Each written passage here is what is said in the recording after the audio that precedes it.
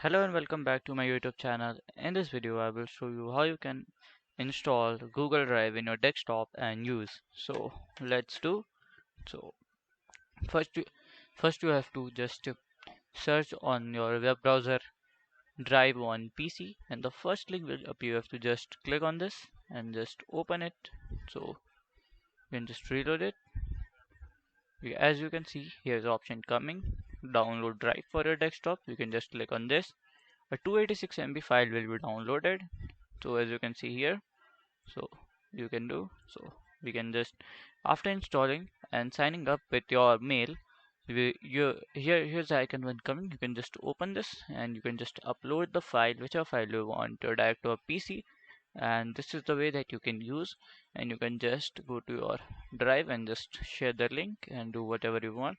So if you find this video helpful, then please like, subscribe and share the video. Thank you for watching.